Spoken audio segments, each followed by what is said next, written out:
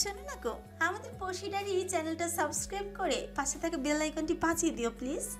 আর গল্পটি ভালো লাগলে অবশ্যই লাইক কমেন্ট শেয়ার করে দিও।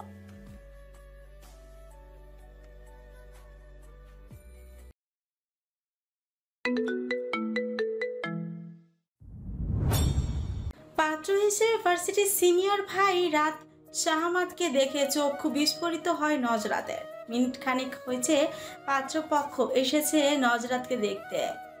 এদিকে হালকা সাজগোজ করে বসেছিল নজরাত। পাত্রপক্ষ আসার পর নজরাতের বান্ধবী হুমায়সা লুকিয়ে দেখতে যায় পাত্র দেখতে কেমন।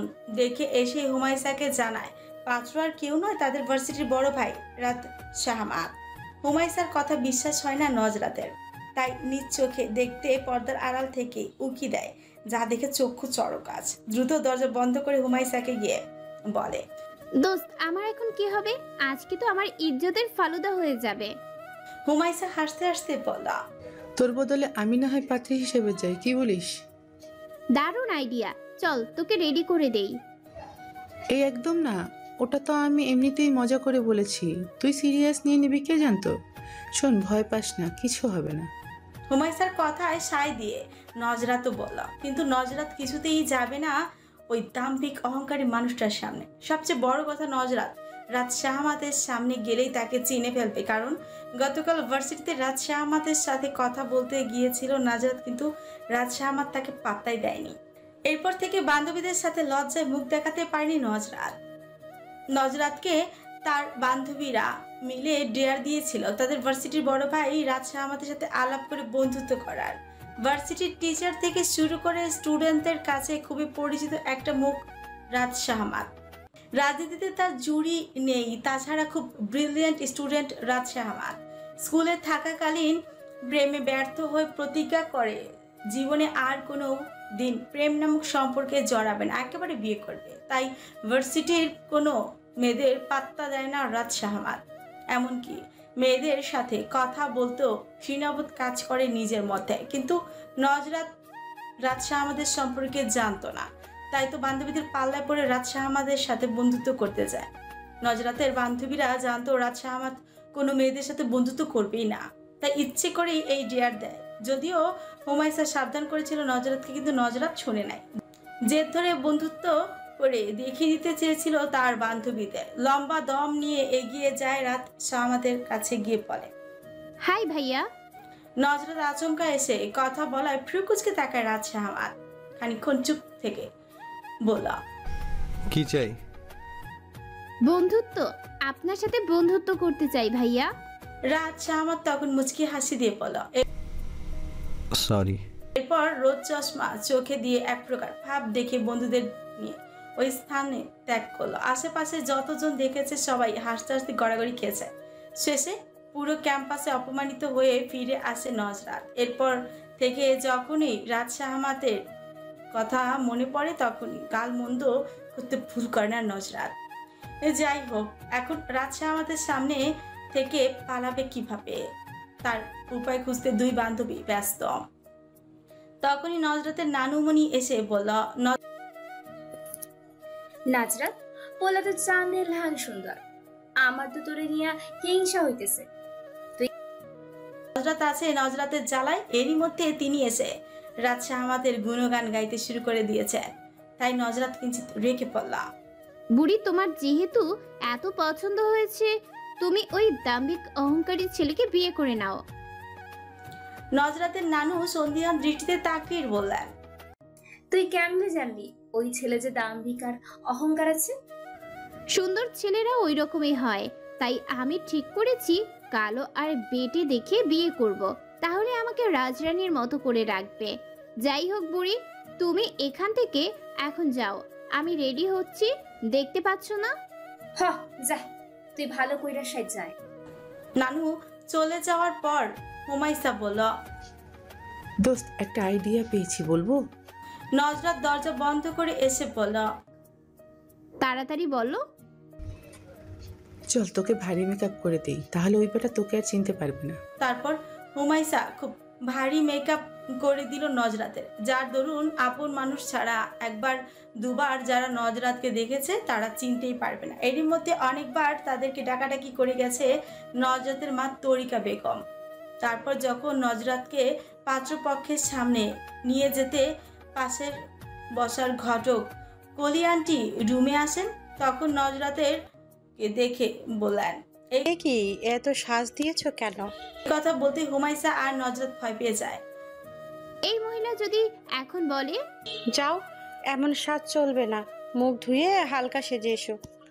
তখন কি হবে? তাই হুমায়সা ছটপট বলে ওঠে। কিন্তু এই সাজ এখন ট্রেন্ডে আছে, তাই এটাই ভালো হবে। মিসেস কলি আর খাটলেন না, বললেন, ঠিক আছে, তোমরা আজকালকের পোলাপাইন, তোমরাই ভালো বুঝো সাজগোজের, আমরা এত শত বুঝি না। তারা বারবার বলেছিল এখনো মেয়ে নিয়ে যাচ্ছি না কেন, এখন চলো চলো, অনেক সময় হয়ে গেছে। দুই বান্ধবী হাফ ছেড়ে বাঁচলো যেন, তবুও মনের মধ্যে একটা ভয় রয়েই গেছে। পাত্রপক্ষের সামনে গিয়ে সালাম দেয় নজরাত। রাত শাহমাতের মা লিপি বেগম সালামের জবাব দিয়ে বললেন, বসো। নজরাত বসার পর রাত শাহমাতের বোন জিজ্ঞেস করলেন, নাম কি তোমার? নজরাত জবাব দেয়। রূপকথা। আগে পরে কিছু নেই? নজরাতের বুক ধরফর করতে লাগলো, ভয় কাপা কাপা গলায় বলল, রূপকথা ইসলাম। পাত্রী দেখতে রাত শাহমাত, তার মা, খালা আর বড় বোন এসেছেন। রাত শাহমাতের খালা বোনদের মধ্যে বয়স জ্যেষ্ঠ, অনেকটা সেকালের মানুষের মতো, তাই নজরাতকে বললেন, তোমার ঠিকানাটা লিখে দাও তো মা। নজরাতের ছোট্ট ভাই রাফি তখন দৌড়ে গিয়ে খাতা কলম নিয়ে এসে বোনকে দেয়। রাফির কাণ্ডে দেখে রাত শাহমাত হাসায়, রাফিকে নিজের পাশে বসে নাম আর কোন ক্লাস পড়াশোনা করে এসব জিজ্ঞেস করে। এদিকে নজরাত ঠিকানা লিখতে গিয়ে কলম ভেঙে যাওয়ার অবস্থা, মনে হচ্ছে এই প্রথম সে লিখতে বসেছে। হাত কাঁপছে তার। এমনিতেই নজরাতের হাতের লেখা ভীষণ সুন্দর, কিন্তু ভয়ে এখন খুব বিচ্ছিরি হয়ে যাচ্ছে। তবুও কোনো রকমে লিখে দেয়। রাত শাহমাতের খালামণি খাতাটা নিয়ে পড়ে, তারপর বাবার কথা জিজ্ঞেস করতে নজরাতের চোখ দুটো ছলছল হয়ে ওঠে। নজরাতের এসএসসি পরীক্ষা চলাকালীন তার বাবার ওপেন হার্ট সার্জারি করা হয়, তারপরেও বাঁচানো যায়নি নজরাতের বাবাকে। বাবার মৃত্যুর দুদিন পরে বোর্ড পরীক্ষা অংশগ্রহণ করতে হয়েছে তাকে। নজরাতকে কেউ বাবার কথা বললেই কান্না করতে, তাই মিসেস কলি বললেন, ওর বাবা বেঁচে নেই, প্রায় 3 বছর আগে মারা গেছেন। এই কথা শুনে সবাই দুঃখিত হলেন। নজরাতকে সান্ত্বনা দিলেন রাত শাহমাতের খালামণি। তারপর তরিকা বেগমের সাথে আরো কিছু গল্প করে বিদায় নিয়ে চলে গেলেন তারা। সন্ধ্যার পর মিসেস কলি এসে হায় হতাশ করতে করতে বলেন, ভাবি, আমি আগেই আপনার মেয়েকে বলেছিলাম এমন সাজ দিতে না। এখন পাত্র বাসায় গিয়ে বলছে মেয়ে নাকি মেকআপ সুন্দরী, পাত্র ন্যাচারাল সুন্দরী মেয়েকে বিয়ে করতে চায়। আমিও এই পাত্র হাতছাড়া করব না, দরকার হলে আবারও নিয়ে আসবো। পরের দিন নজরাত ভার্সিটির ক্যাম্পাস পেরিয়ে তার ক্লাসে ভবনে যাওয়ার সময় পেছন থেকে একটা পরিচিত কণ্ঠস্বরে বলল, হাই মেয়ে, দাঁড়াও। মুহূর্তে নজরাতে পা থেমে গেল, ভয় বুক ধরফর করতে শুরু হলো তার। লোকটার সম্মুখে হয়ে মিনমিনিয়ে গলায় বলল, জি ভাইয়া, কিছু বলবেন? মনে মনে ভীষণ ভয় পাচ্ছে নজরাত। তার আবার চিনে ফেললো না তো রাত শাহমাত, কিন্তু নজরাতকে অবাক করে দিয়ে রাত শাহমাত বলল, হাই মেয়ে, তোমার নামটা কি জানো? নজরাত শান্ত চোখে রাদের দিকে চেয়ে বলল, নজরাত। আগে পরে কিছু নেই? নজরাত মাথা দুই দিকে নাড়িয়ে বোঝায়। নেই। তারপর রাত বলল, আচ্ছা, তুমি এখন যেতে পারো। নজরাতের আসল নাম রূপকথা ইসলাম আর ডাকনাম নজরাত। বেচারির দুইটা নাম হওয়া এই যাত্রায় বেঁচে গেল। নজরাত চলে যাওয়ার পর রাতের বন্ধু রিয়াদ খোঁচা দিয়ে বলল, কি রে দোস্ত, ব্যাপার কি? রাত ক্যান্টিনে যেতে যেতে বলল, কোনো ব্যাপার না। ক্যান্টিনে এসে রাত ক্যান্টিনের মামাকে দুটো করে সিঙ্গারা আর দুটো সমোসা দিতে বলল দুজনকে। তারপর মায়ের ফোন আসলো, রিসিভ করে ওপাশ থেকে মায়ের কথায় কিছুটা রেগে যায় রাত। শেষে বলে, তোমাদের যা ইচ্ছে তাই করো, আমি এসবের মধ্যে নেই। এই বলে কল কেটে দেয়। এরই মধ্যে তাদের নাস্তা চলে আসে। নাস্তা খেতে খেতে রিয়াদ বলল, তুই তো আন্টির সাথে কখনো এভাবে কথা বলিস না, তাহলে আজকে কি হলো তোর? গতকাল যে মেয়েটাকে দেখতে গিয়েছিলাম, সেই মেয়েটা অনেকটা নজরাত মেয়েটার মতো মনে হতো।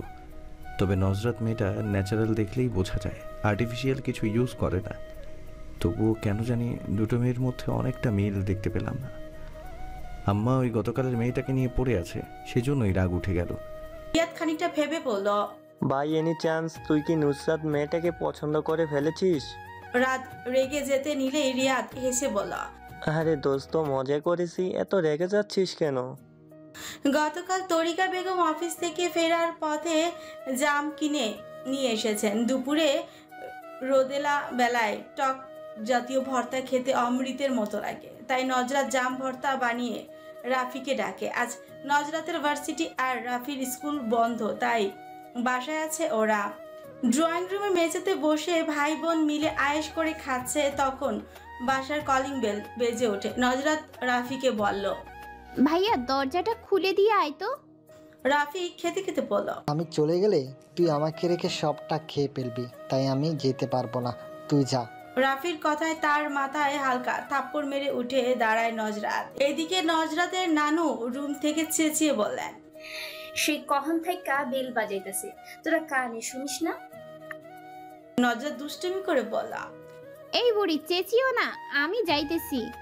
তারপর গায়ের ওড়নাটা মাথায় শরীরে ঠিক মতো দিয়ে দরজা খুলে দেয় নজরাত।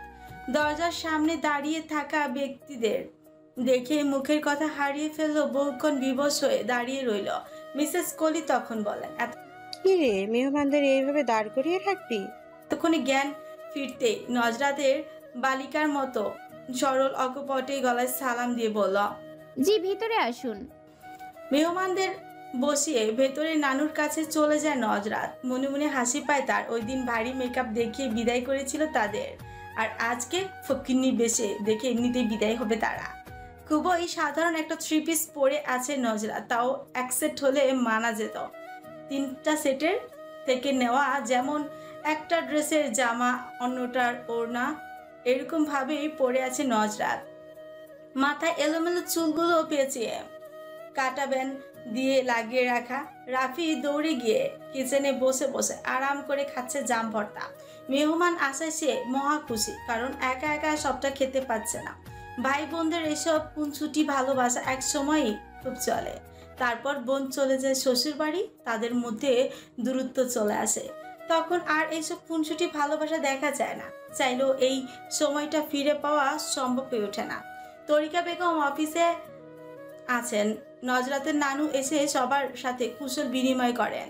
নজরাত সবার জন্য ঠান্ডা পানি দিয়ে লেবুর শরবত তৈরি করে নিয়ে আসে। এই গরমের মধ্যে একটু লেবুর শরবতের জন্য মরুভূমিতে একটু পানির দেখা। তারপর দ্রুত সবার জন্য নুডলস রান্না করে নিয়ে আসে। রাদের মা লিপি বেগম বলেন, আমরা এসে তোমাকে ঝামেলায় ফেলে দিলাম মা, মনে কষ্ট নিও না। নজরাত শস্য ব্যস্ত হয়ে জবাব দেয়, জি জি আন্টি, এসব কি বলছেন? আব্দুল্লাহ ইবনে ওমর রাদিয়াল্লাহু থেকে বর্ণিত জৈনিক ব্যক্তি আল্লাহর রাসূল সাল্লাল্লাহু আলাইহি ওয়াসাল্লামকে জিজ্ঞেস করলো, ইসলামে কোন জিনিসটি উত্তম? তিনি বললেন, তুমি খাদ্য খাওয়াবেও, চেনা অচেনা সকলকে সালাম দিবে। খাদ্য খাওয়ানো নবী রাসূলগণের প্রিয় একটি কাজ ছিল। তাদের ঘরে খাবার না থাকলে তারা না খেয়ে সবটুকু দিয়ে অতিথি আপ্যায়ন করতেন। বাড়িতে মেহমান আসলে তারা অত্যন্ত খুশি হতেন, অথচ বর্তমানে আমরা বাড়িতে মেহমান আসলে বিরক্ত হই, আপ্যায়নে গাফলাতি করি। কিন্তু আল্লাহ তাআলার কাছে অত্যন্ত পছন্দের কাজ মানুষকে খাদ্য খাওয়ানো। সন্তুষ্টি চিত্তে মানুষকে খাওয়ানোর মাধ্যমে সহজেই আল্লাহ তাআলার সন্তুষ্টি অর্জন করা যায়। তাই আপনারা আশাতে আমার বরং উপকারী হয়েছে, আলহামদুলিল্লাহ। নজরাতের কথায় লিপি বেগম এবং তার বোন রানু বেগম অনেক খুশি হলেন। সেদিন নজরাতকে পছন্দ না হলেও আজকে খুবই পছন্দ হলো। মিসেস কোলি তাদের অনেক রিকোয়েস্ট করে আজকে নিয়ে এসেছেন। নজরাত তার মা তরিকা বেগম আজকে বাসায় থাকবেন না তিনি জানতেন। এদিকে রাদের জন্য অন্য জায়গায় পাত্রী দেখতে যাবেন বলেছিলেন লিপি বেগম। যদি সেখানে পাত্রী পছন্দ হয়ে যায়, সেই ভয়ে তরিকা বেগম বাসায় না থাকা সত্ত্বেও আজকে তাদের নিয়ে এসেছেন মিসেস কলি। লিপি বেগম রাতকে তাদের সাথে আসতে বলেছিলেন, কিন্তু রাত আসবে না বলে দিয়েছে, এবং রাদের বোনও ভাইয়ের সাথে মিলে আসবে না বলেছে। তাই লিপি বেগম আর তার বোন এসেছেন আজ। নজরাতের বাবা মারা যাওয়ার পর থেকে তরিকা বেগমই একটা কোম্পানিতে চাকরি করে সংসার চালাচ্ছেন, তাই তিনি দিনের বেশিরভাগ সময় বাইরে থাকেন। এদিকে নজরাতের ভার্সিটি বন্ধ থাকলে ঘরের সমস্ত কাজ করে রাখে, মায়ের কষ্ট যেন লাঘব হয় সেই জন্য। তবে তরিকা বেগম ভোরবেলায় উঠে রান্না করে দিয়ে যান। আজকে আর তেমন কিছু জিজ্ঞেস করলেন না তারা নজরাতকে। নজরাতের রান্না করা নুডলস খেয়ে বিদায় নিয়ে চলে গেলেন। তারা চলে যাওয়ার কিছুক্ষণ পরে মিসেস কোলি আসলেন। তিনি খুবই উৎফুল্ল হয়ে বলেন, খালাম্মা, আমি বলেছিলাম না মেয়ে তাদের পছন্দ হবে? নজরাতের নানু বলেন, আজকে কি কইল তারা? মেয়ে তাদের পছন্দ হয়েছে, এখন বাসায় সবার সাথে বসে কথা বলে জানাবে বলেছেন। নজরাতের নানু আলহামদুলিল্লাহ বলে আনন্দে আত্মহারা হয়ে পড়লেন। এদিকে পর্দার আলে সবটাই শূন্য নজরাত। শুনে কি প্রতিক্রিয়া করবে বুঝতে পারছে না সে। রেফারেন্স 1 সহি বুখারি হাদিস নং 12, হাদিসের মান সহি হাদিস 28,6236 বা 14 হা 42 আহমদ 6,765 আধুনিক প্রকাশনী 11 ইসলামী ফাউন্ডেশন 11। ভার্সিটিতে এক প্রকার লুকিয়ে ঢুকে নজরাত। কিছুতেই রাজের সামনে পড়া যাবে না, এই তার পণ। মা বলেছে এই রাত বেটার সাথে তার বিয়েই দিবে। এই দিক ওই দিক তাকে হাঁটতে গিয়ে কারোর সাথে ধাক্কা লেগে যেতে যেতে পড়ে যাচ্ছে। সামনে রাত বিচক্ষণ চোখে চেয়ে চেয়ে বলল, কোথায় চুরি করতে যাচ্ছ? নজরাত সামান্য কম্পিত কণ্ঠস্বরে বলল, আজব, ভার্সিটিতে চুরি করতে আসে নাকি কেউ? তোমাকে দেখে তো তাই মনে হচ্ছে। নজরাত বিব্রত ও হতচকিত হয়ে বলল, আমাকে যেতে দিন। রাত পথ থেকে সরে দাঁড়ালো নজরাত এক প্রকার দৌড়ে চলে যায়। কথায় আছে না, যেখানে বাঘের ভয় সেখানেই সন্ধে হয়। নজরাতেরও অবস্থা হয়েছে সেরকম। গতকাল তরিকা বেগম অফিস থেকে বাসায় গিয়ে মায়ের কাছ থেকে সমস্ত ঘটনা শুনে বলেন, ছেলে ভালো হলে এখানেই মেয়ে বিয়ে দিবেন। মেয়েকে নিয়ে বড় দুশ্চিন্তাদার। নজরাতের বাবা নেই। তরিকা বেগমের যদি কিছু হয়ে যায় তবে ছেলে মেয়ে দুটোই রাস্তায় থাকতে হবে, তাই তিনি ভয় পান। ভালো ভালো মেয়ের বিয়ে দিয়ে নিশ্চিত হতে চান। লিপি বেগম বাসায় ফিরে বললেন, এই মেয়েকে আমি এ বাড়ির বউ করে আনতে চাই।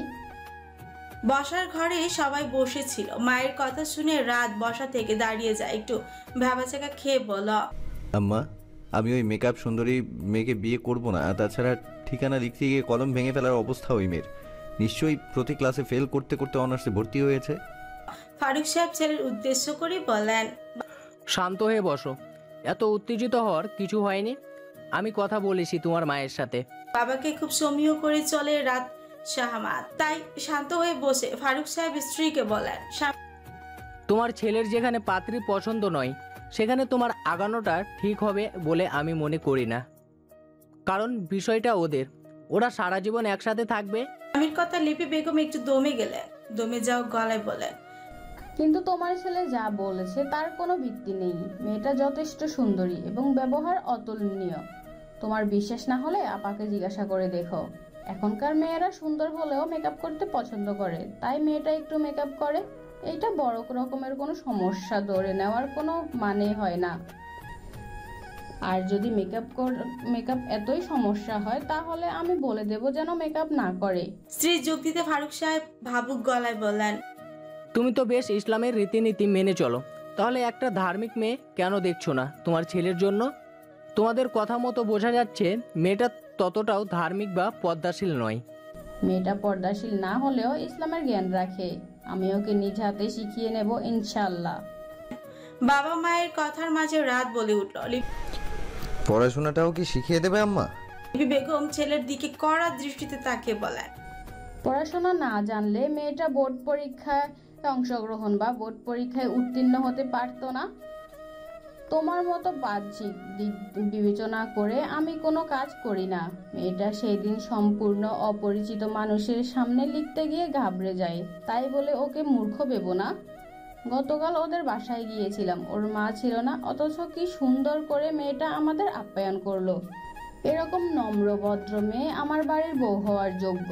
মায়ের সাথে না পেরে রাত চাপার আগে গমগমে গলায় বলল, তোমার জন্য বিয়েটা করে নেব, কিন্তু এতে ভালো থাকবো কিনা জানি না। এই বলে প্রস্থান করে রাত। সাথে রাদের বড় বোন জান্নাত মায়ের উপর ভীষণ বিরক্ত। যেখানে ভাইয়ের মেয়েকে পছন্দ না সেখানে মা কেন এত বাড়াবাড়ি করছে সে বুঝতেই পারছে না, তাই মাকে বলল, এখনো সময় আছে আম্মা, ভুল সিদ্ধান্ত নিও না। বিয়েটা একবার হয়ে গেলে তখন কিন্তু করা যাবে না। বিয়ের সাথে দুটো পরিবার জড়িত, এটা মনে রেখো। জান্নাত চলে যাওয়ার পর ফারুক সাহেব নির্বিকার মুখেই বলে, আমার ইচ্ছে ছিল বোনের এতিম মেয়েটাকে বউ করে আনবো, তোমার কারণে পারছি না। লিপি বেগম অত্যন্ত দৃঢ়তার সঙ্গে বলেন, তোমার ভাগ্নি কেমন দাঁড়ার মেয়ে সেই কথা বলে আমি গুনহাও করতে চাইছি না, তাই আমার সিদ্ধান্ত থেকে আমি এক চুলও সরছি না, এটা মনে রেখো। ফারুক সাহেব দীর্ঘশ্বাস ফেলে উঠে দাঁড়ালেন, যাওয়ার সময় বলে গেলেন, সে আমি খুব ভালো জানি। সবাই চলে যাওয়ার পর লিপি বেগম নীরবে বসে রইলেন। নজরাতের কথা ভাবতে লাগলেন।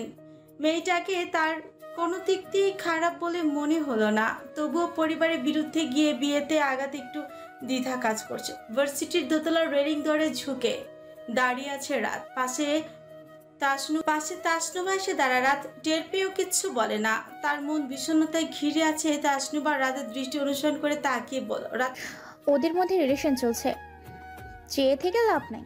তাসনুবার দিকে তাকিয়ে বলল, কাদের কথা বলছিস? মুখ চোখে বিহল ভাবতার। তাসনুবা ইশারা করে বলল, ওই যে এটার দিকে তাকিয়ে আছিস, তার কথা বলছি। সামনে যে ছেলেটা, ওর সাথে রিলেশন আছে। তাসনুবার কথায় রাত ক্যাম্পাসের বট গাছের নিচে নজর দিল। ওইখানে নজরাত মেয়েটা একটা ছেলের সাথে কথা বলছে।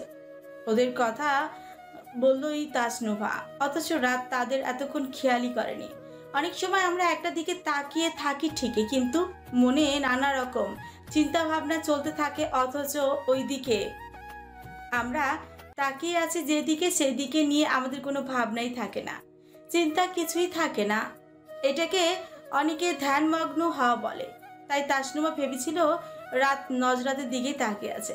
রাতের সহপাঠী তাসনুভা একদিন প্রেমের প্রস্তাব দিয়েছিল রাতকে। রাত সেই প্রস্তাবকে ফিরিয়ে দেয়। এরপর থেকে তাসনুভা নজরে রাখে রাত কোনো মেয়ের সাথে রিলেশনে যায় কিনা দেখার জন্য, এবং কি তাদের মাঝে ফাটল ধরানোর সিদ্ধান্ত নিয়ে রাখে। সে চায় না ভার্সিটির কোনো মেয়ে রাতকে নিজের করে পাক। তাসনুভা কয়েকবার দেখলো রাতকে নজরাত মেয়েটার সাথে কথা বলতে, অথচ রাত অন্য কোনো মেয়েদের সাথে কখনো কথা বলে না। তাই সন্দেহ করে রাত নজরাতকে পছন্দ করে, আর তাই রাতের কাছে নজরাতকে খারাপ সাজাতে বলল। নজরাত যে ছেলেটার সাথে কথা বলছে, ওই ছেলেটা নজরাতের বয়ফ্রেন্ড। একেই তো মুড অফ, তার উপর তাসনুবার এইসব আজে বাজে কথা। মেজাজটা চওড়া হয়ে উঠল রাতের, তাই মুখটা একটু গম্ভীর করে বলল, ওই মেয়ের ব্যাপারে জানতে চেয়েছি আমি। তাসনুবা অস্ফুট স্বরে বলল, এমনিতেই বললাম আর কি। তারপর চোরা চোখে রাদের দিকে তাকায়। রাত বিরক্ত হয়ে আর কিছু না বলে চলে যায় এখান থেকে। তাসনুবা রাদের কোনো ভাবান্তর বুঝতে পারল না। তার যাওয়ার পানে তাকিয়ে থাকে কিছুক্ষণ। ফারুক সাহেবের 2 ছেলে এবং 2 মেয়ে। প্রায় 1 বছর হতে চলল বড় ছেলের পরিবারকে না জানিয়ে বিয়ে করে নিয়েছে। তাই লিপি বেগম বড় ছেলের জন্য এ বাড়ির দরজা বন্ধ করে দিয়েছে। আর বড় মেয়ের বিয়ে হয়েছে, সাথে একটা প্রাইভেট কলেজে শিক্ষকতা করছে। তারপর রাত শাহমাত তাকে নিয়ে কোনো রিস্ক নিতে চান না লিপি বেগম। তাই পড়াশোনা চলাকালীন অবস্থাতেই নিজের পছন্দের পাত্রের সাথে বিয়ে দিতে চান। ছোট মেয়ে জুই ইন্টার প্রথম বর্ষ পড়ছে। বাসায় থেকে পড়াশোনা হবে না বলে হোস্টেলে থাকে সে। একদিন ছুটির দিনে মেসেস কলি তরিকা বেগমকে নিয়ে রাদের বাড়িতে এলেন। লিপি বেগম আপ্যায়নের ত্রুটি রাখলেন না। জান্নাত ও মায়ের সাথে সাথে সবকিছু এগিয়ে দিল। তারপরে বিয়ের কথা উঠলে লিপি বেগম বললেন, আমার ছেলের পড়াশোনা এখনো শেষ হয়নি, জানেনই তো আপা। তবে কয়েক মাস পরেই ওর মাস্টার্স ফাইনাল পরীক্ষা। তাই আমি চাইছিলাম এখন বিয়েটা হয়ে থাকবে, 6 মাস পর আমি বউ সাজিয়ে ঘরে তুলব। এখন আপনার মতামত কি? লিপি বেগমের কথায় তরিকা বেগম একটু ভাবুক হয়ে বসে রইল। তখন মিসেস কলি চাপা জরুরি গলায় বললেন, ভাবি কিছু বলছেন না যে? এমন ছেলে কিন্তু লাখে একটা, মোটেও হাতছাড়া করা যাবে না। তরিকা বেগম একটু মলিন হেসে লিপি বেগমের উদ্দেশ্যেই বললেন, আপনি কিছু মনে করবেন কিনা বুঝতে পারছি না আপা, মেয়েটার বাবা নেই জানেন তো, তাই আমার মায়ের সাথে একটু কথা বলে সিদ্ধান্ত জানাতে চাইছিলাম। লিপি বেগম শশব্যস্ত হয়ে জবাব দেন, অবশ্যই, কেন নয়। উনি তো আপনার বাসার বয়োজ্যেষ্ঠা, ওনাকে ছাড়া আপনার একা সিদ্ধান্ত নেওয়া উচিত হবে না। আমারই ভুল হয়েছে আপা। ফারুক সাহেব বাইরে থেকে আসলে লিপি বেগমকে ওনাকে ডেকে তরিকা বেগমের সাথে পরিচয় করিয়ে দিলেন। ফারুক সাহেব এই সম্মতিতে খুশি না থাকলেও খুব ভালো ব্যবহার করলেন পাত্রীর মায়ের সঙ্গে। তারপর রাত শাহমাদকে ডেকে আনলেন লিপি বেগম। রাত এসে ভদ্রতার সহিত সালাম দিল। মায়ের কথায় কোনার দিকে একটা সোফায় বসে রইল চুপচাপ। বেশ কিছুক্ষণ পর তরিকা বেগম লক্ষ্য করলো রাত বড়দের মাঝে থেকে আনইজি ফিল করছে, তাই তিনি বললেন, আচ্ছা বাবা, তুমি যেতে পারো। রাত যেন হাঁপ ছেড়ে বাঁচল। যাওয়ার সময় সালাম দিয়ে চলে গেল। কিছু দূর গিয়ে অনুচ্চ স্বরে বলল, আম্মার বাচ্চা আম্মা। জান্নাত শুনতে পেয়ে বলল, আমার বাচ্চা তো তুই। তারপর মৃদু একটু মজা পাওয়ার হাসি হাসলো রাত। বলল, আমার এই করুণ দশা দেখে তুই হাসছিস? দেখ ভাই, আমি কিন্তু যথেষ্ট তোর হয়ে কথা বলেছি। এখন যখন তুই ফেঁসেই গেছিস, তখন সবটা হাসি মুখে মেনে নেওয়াই বেটার। রাত মন খারাপ করে চলে যায় নিজের রুমে। জান্নাত বুঝতে পারছে ভাইয়ের অবস্থা, কিন্তু এই বাসায় তার মায়ের উপর কেউ কথা বলতে পারে না, তাই চুপচাপ মেনে নেওয়া ছাড়া কোনো উপায় নেই। শুধু এই বাসাই নয়, তার শ্বশুর বাড়িতেও তার শাশুড়ির কথাই শেষ কথা হয়, যার কারণে তার স্বামীর সাথে বেশিরভাগ সময় ঝগড়া হয়। ভদ্রমহিলা চান না জান্নাত চাকরি করুক, এসব নিয়ে ঝগড়া শুরু। আসলে মেয়েরা মূলত বাধ্য হয়ে চাকরিটা করে। ইসলামে একটা নারীর সমস্ত দায়িত্ব একটা পুরুষের উপরই দেওয়া হলেও সেই পুরুষ ওই নারীর বড় জোর খাদ্য, বাসস্থান আর চিকিৎসা ব্যয় ঠিক মতো পালন করলেও এর বাইরে যে একটা নারীর হাত খরচ বাবদ টাকার প্রয়োজন হয়, এটা খুব কম পুরুষই বুঝতে পারে। আর সেই কারণেই নারীরা স্বাবলম্বী হতে চায়। যাই হোক, তরিকা বেগম আজকের মতো বিদায় নিয়ে চলে গেলেন। বাসায় গিয়ে মায়ের সাথে সবকিছুই বললেন। তঞ্জুবেন নেসা মেয়ের মুখে পাত্র সম্পর্কে শুনে বলেন, শুন, যেই বিয়াতে ছেলের মা সবচেয়ে বেশি আগ্রহী প্রকাশ করে সেই বিয়া ভালোই হয়। এমন শাশুড়িরা একসময় শাসন করে, আবার একসময় অনেক আদর যত্নও রাখে ছেলের বউদের। আমার কাছে সম্বন্ধটা ভালোই মনে হইতেছে, তুই ভাইপা দেখ কি করবি। মা আর নানুর কথা কিছুটা শুনে নজরত এসে বলল, আম্মু আমি এই বিয়ে করব না। মেয়ের কথায় তরিকা বেগম উঠে দাঁড়ান। চিন্তিত হয়ে জিজ্ঞেস করে, তোর কি কারোর সাথে সম্পর্ক আছে? নজরত তাড়াতাড়ি জবাব দেয়, না আম্মু, ওসব কিছু নেই, কিন্তু এই ছেলেকে আমি বিয়ে করতে পারবো না। এই ছেলেকে নিয়ে কি সমস্যা তোর? এই ছেলে আমাদের ভার্সিটিতে পড়ে, খুবই অহংকার ওনার, কারো সাথে কথা বলতে চায় না। কেন, তুই কথা বলতে গিয়েছিলি নাকি? মায়ের কথা শুনে লজ্জায় পড়ে যায় নজরত। মিনমিনি গলায় বলে, আম্মু বাদ দাও না, আমার এই ছেলেকে ভালো লাগে না, বুঝতে পারছো না কেন? বেগম যতদূর সম্ভব কঠোর মুখভঙ্গি করে রেখেই বলেন, এখানে তো সমস্যা ওই ছেলের, তো কোনো সমস্যা দেখতে পাচ্ছি না। তুই যদি ওই ছেলেকে পছন্দ না হওয়ার উপযুক্ত কোনো কারণ দেখাতে পারতি তাহলে আমি মেনে নিতাম, কিন্তু তুই যেগুলো বলছিস তার কোনো ভিত্তি নেই।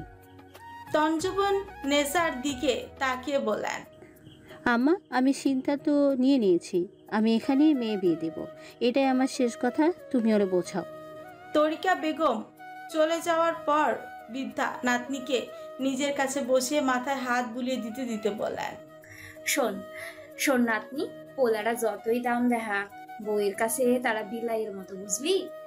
বউয়ের কাছে তারা চাইলেও দাম দেখাইয়া চলতে পারে না। বাইরের সবার কাছে একটু একটু দাপট দেখাইয়া চলা লাগে, এর মধ্যে একটা মানুষের ব্যক্তিত্ব বোঝা যায়। আজ যদি পোলায় নানু, পোলা শুনতে কেমন যেন লাগছে, ছেলে বলো।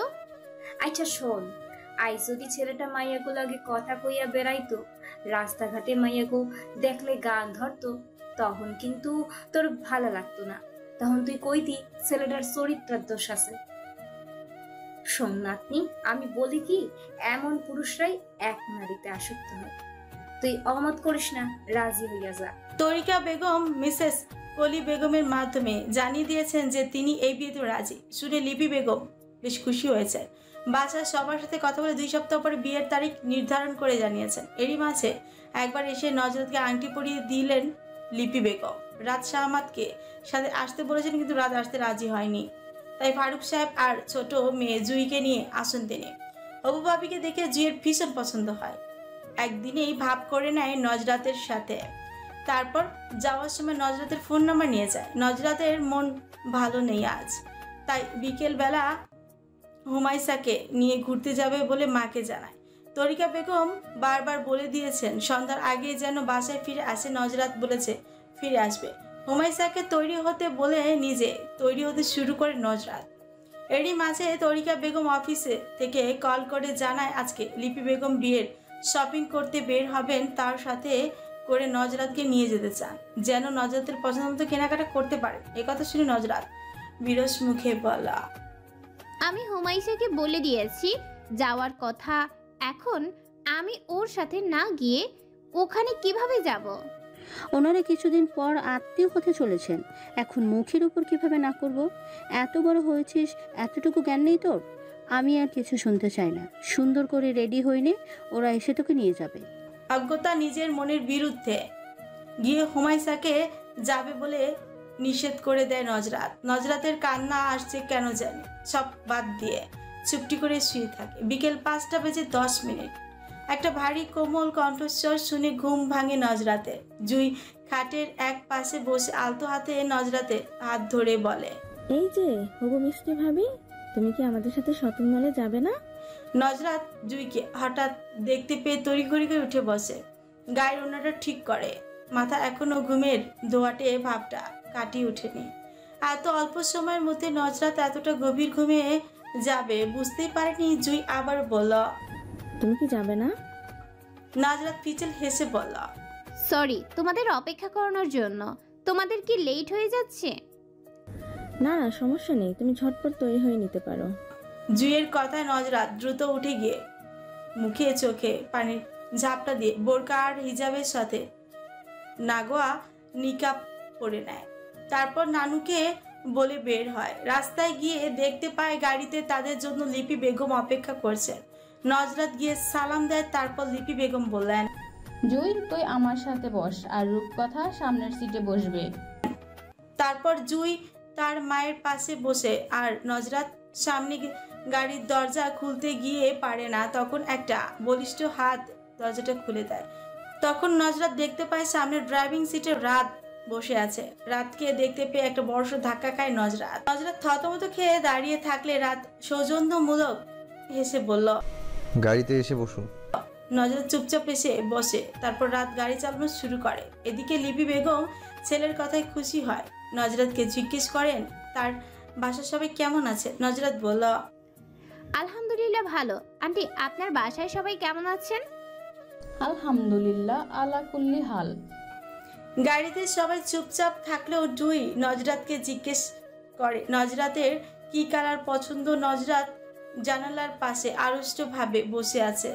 জুইয়ের কথায় পেছনে তাকিয়ে বলল, আমার পিঙ্ক কালার পছন্দ। ও আচ্ছা, আর ভাইয়ার হোয়াইট কালার পছন্দ। আচ্ছা, তুমি সাজতে পছন্দ করো বা নিজে নিজে সাজতে পারো? জুইয়ের এই প্রশ্নে রাত আর চুপ থাকতে পারলো না, চুকুটি করে বলল, সে আর বলতে, উনি তো সাজগোজে PhD করেছেন বোধহয়। তাদের কথায় জুই এক্সাইটেড হয়ে বলল, ভাইয়া তুই কি করে জানলি? তোরা কি একে অপরকে আগে থেকে জানিস? উফ, এমন হলে তো ব্যাপারটা খুবই উপভোগ্য হবে। ওরা ভাই বোন একে অপরকে তুই সম্বোধন করে। জুই রাতকে ভাইয়া বললেও রাত জান্নাতকে আপু ডাকে না, নাম ধরে ডাকে। রাত জুইকে ধমকে ছুঁড়ে পড়ল, তোর মাথা। সেদিন ওনাদের বাসায় গিয়েছিলাম, শুনিসনি? তখন উনি অনেক আটা ময়দা মেখেছেন, তাই বললাম। রাতের কথা নজরাত তেজি চোখে চেয়ে রাতকে বলল, আমি মোটেও আটা ময়দা মাখিনি, আপনার দেখার ভুল আছে। প্রতি উত্তরে রাত একটু বাঁকা হাসে। এদিকে নজরাত আর ছেলে মেয়ের আলোচনাগুলো খুবই উপভোগ করছেন লিপি বেগম। মজা করে হলেও রাত যে নজরাতকে নিয়ে কথা বলছে এটা ভীষণ ভালো লাগছে তার, তিনি নিশ্চিত। বিয়েটা হয়ে গেলে ওদের মধ্যে মিল মোহাব্বত হয়ে যাবে ইনশাআল্লাহ। জুই আবারও জিজ্ঞেস করে নজরাত কোন ড্রেসে বেশি পছন্দ করে, শাড়ি, থ্রি পিস নাকি ওয়েস্টার্ন। নজরাত বলে, থ্রি পিসে বেশি কমফোর্ট ফিল করি। আর তুমি? এখনো রাত চাপা গলায় বলল, ভবিষ্যতে সবসময় শাড়ি পরে থাকতে হবে। এই কথা শুধু নজরাতের শুনল আর কেউ শুনল না, যার ফলে নজরাত বড় বড় চোখ করে রাতের দিকে তাকায়। রাত যেন কিচ্ছুই বলেনি, এমন করে গাড়ি চালানোতে মনোযোগ দিয়ে রেখেছে। এদিকে জুই বলল, আমার শাড়ি ভালো লাগে, কিন্তু নিজে নিজে পরতে পারি না। আমি তোমাকে পরিয়ে দিব ইনশাআল্লাহ। জুই খুব উৎফুল্ল হয়ে বলল, আচ্ছা ঠিক আছে। শপিং মলে এসে লিপি বেগম আর জুই আগে চলে যায় দোতলায়। পেছন থেকে নজরাত আর রাত। দোতলায় চলন্ত সিঁড়ি দিয়ে উঠতে হয়। নজরাত বেশ কয়েকবার উঠেছে চলন্ত সিঁড়িতে, তাও কেমন ভয় করছে তার। প্রথম সিঁড়িতে পা রেখে কেঁপে উঠল। রাত পেছন থেকে বলে ওঠে, সাবধানে। ব্যাপারটা নজরাতের ভালো লাগে। নিকাবের আড়ালে মুচকি হাসে সে। দোতলায় উঠে রাত অনেকটা সংকোচ বোধ করে বলল, আপনাকে একটা কথা বলার ছিল। জি বলেন। আমি 2টো টিউশনই করাই। আমি চাই আমি যে টাকা ইনকাম করি তার মধ্যে থেকেই বিয়ের শপিং করব। হয়তো এই টাকার পরিমাণ বেশি নয়। বাবা বিয়ে সম্পূর্ণ খরচের টাকা দিতে চেয়েছিলেন, কিন্তু আমি চাই না আমার বিয়ের খরচের টাকাটা বাবা দিক। বাবার কাছ থেকে টাকা নিয়ে বিয়ে করব, এখানে নিজেকে খুব ছোট মনে হচ্ছে। তাই নিজের বিয়ের খরচের টাকা স্বল্প হলেও নিজেই দিতে চাইছি। এতে করে আমি ভীষণ তৃপ্তি পাবো, যা বাবার টাকায় পাবো না। স্বল্প মূল্যে কেনাকাটা করতে আপনার কি খারাপ লাগবে? আমি যখন ভালো ইনকাম করব তখন আপনার সব ইচ্ছা পূরণ করার চেষ্টা করব ইনশাআল্লাহ। রাদের কথায় থম মেরে দাঁড়িয়ে থাকে নজরাত। এই মানুষটাকে আজকে ভীষণ নিজের বলে মনে হচ্ছে, খুব আপন আপন লাগছে। এমন কাউকে তো জীবন সঙ্গী হিসেবে চেয়েছিল সে। তাহলে কি আল্লাহ তার মনের ইচ্ছে পূরণ করছেন? আনন্দে যেন চোখে পানি চলে এসেছে। বাবা চলে যাওয়ার পর আর কেউ এমন করে তাকে বলেনি যে আমি তোমার সব ইচ্ছে পূরণ করার চেষ্টা করব। সাথের মানুষটা ভালো হলে ডাল ভাত দিয়ে অনায়াসে জীবন কাটিয়ে দেওয়া যায়। নজরাত মনে মনে বলে, এই মানুষটাকে সে খুব যত্ন করবে, মনের মনি কোঠায় আগলে রাখবে আমৃত্য। নজরাতকে চুপ করে দাঁড়িয়ে থাকতে দেখে রাত ইতস্তত বোধ করে বলা, রাত আপনি কি আমার কথা শুনে রেগে গেলেন? না, রাখবো কেন? কিছু বলছেন না যে, তাই ভাবলাম বোধহয় রেগে গেলেন। আপনার সিদ্ধান্তের সাথে আমি একমত। আজকে তাহলে আপনার পছন্দের সবকিছু কেনা হোক। অবাক হয়ে বলা, আমার পছন্দে? জি, আজকে আপনি আমার জন্য যাই পছন্দ করবেন আমি আনন্দের সাথে গ্রহণ করব ইনশাআল্লাহ। তারপর রাত মুচকি হেসে বলা, আচ্ছা চলুন তাহলে। প্রথমে তারা শাড়ির দোকানে যায়। ওখানে লিপি বেগম আর জুই অপেক্ষা করছে তাদের জন্য। দোকানি বের অনেক শাড়ি বের করলো। তারা তিনজন মিলে দেখছে। রাত তখন হাত ভাঁজ করে এক পাশে দেয়ালে হেলান দিয়ে দাঁড়িয়ে আছে। লিপি বেগম বারবার নজরাতকে জিজ্ঞেস করে, এটা পছন্দ হয় নাকি ওটা পছন্দ হয়? তখন নজরাত রাতের দিকে তাকায়। রাত মাথা নাড়ে, না বলতে ও নজরাত না বলে একসময় লিপি বেগম বুঝতে পেরে উঠে গিয়ে ছেলেকে টেনে টুলে বসিয়ে দেয়। তোর যখন আমাদেরগুলো পছন্দ হয় না তখন নিজে নিজের বউয়ের জন্য পছন্দ কর। সরল সম্বোধন শুনে লজ্জায় মরে যায় নজরাত। মাথা নিচু করে বসে থাকে সে। এদিকে রাত অনেকগুলো শাড়ি ঘাটাঘাটি করার পর একটা লাল জামদানি শাড়ি, যার মধ্যে সোনালি জরির কাজ করা, এটা তার পছন্দ হয় এবং গায়ের মূল্য দেখে সে তার বাজেটের সাথে মিলিয়ে এটাই পছন্দ করে নেয়। এটার সাথে মিলিয়ে দোপাট্টা নিয়ে নেয়। তারপর সবাইকে বলে দোকানিকে এটা প্যাকেট করতে বলে। তারপর মা আর দুই বোনের জন্য 3টে শাড়ি পছন্দ করে, এগুলো প্যাকেট করতে বলে দোকানিকে। তারপর 3 পিসের দোকানে আসে তারা। এখানেও রাত পছন্দ করে 3টা 3 পিস কিনে নেয় নজরাতের জন্য। তারপর কসমেটিক্স নেয়, শুধু পিঙ্ক কালার একটা লিপস্টিক আর একটা কাজল, আর কোনো মেকআপ আইটেম নেয় না। রাত মেকআপ একদমই পছন্দ করে না, সেটা খুব ভালোভাবেই নজরাত বুঝতে পারে। আজকে তাই কিছুই বলল না। অবশ্য তারও মেকআপ তেমন পছন্দ নয়, সে তো বিপদে পড়ে অতটা ইউজ করেছিল। তারপরও মেলি আইটেম যেমন চিরুনি, সাবান, শ্যাম্পু ইত্যাদি জিনিসপত্র নিয়েই তাদের কেনাকাটার সমাপ্তি ঘটল। সবশেষে লিপি বেগম সবাইকে নিয়ে একটা রেস্তোরাঁ যেতে চান। রেস্তোরাঁর কথা শুনে নজরাত ভয় পেয়ে যায়। রেস্তোরাঁয় খেতে গেলে অবশ্যই তাকে নিকাব উন্মুক্ত করতে হবে। আজকের এই সুন্দর দিনটাতে কিছুতেই সে রাতের মুখোমুখি হতে চায় না, যদি রাত কোনো সিন ক্রিয়েট করে। তাই ভয় পাচ্ছে সে। লিপি বেগমকে বুঝিয়ে বলে, অনেক রাত হয়ে গেছে আন্টি, আজকে বাসায় যাওয়া উচিত। সবাই দুশ্চিন্তা করবে, আমাকে মাফ করুন আন্টি। তারপর রাত বলল, তাহলে খাবার পার্সেল করে দিতে বলবো। লিপি বেগম সায় দিয়ে বলেন, হ্যাঁ তাই ভালো হবে। তারপর একটা রেস্তোরাঁয় গিয়ে 2 বাড়ির জন্য কাচ্চি বিরিয়ানি পার্সেল করে দিতে বলে রাত। নজরাত তখন জানতো না যে তার বাসার জন্য খাবার পার্সেল করা হয়েছে। তখন নজরাতের বাসার কাছে আসে তখন নজরাত সবাইকে বলে তাদের বাসায় যাওয়ার কথা, কিন্তু লিপি বেগম বললেন আজ নয়, অনেক রাত হয়ে যাচ্ছে। তারপর নজরাত রাতকে ছোট্ট করে বলে আসছি। রাত গাড়ি থেকে নেমে খাবারের পার্সেল নজরাতকে নিতে বলে নজরাত অবাক হয়ে বলা, এসব কেন?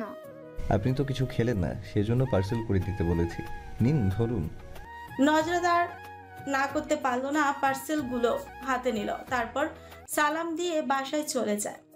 আজকে শুক্রবার, একটা ভালো দিন, নজরাত আর রাত শুভ বিবাহ। গতকাল হুমাইসা নজরাতের 2 হাত ভর্তি করে মেহেদি দিয়ে দিয়েছে। মেয়েটা খুব সুন্দর ডিজাইন করতে পারে।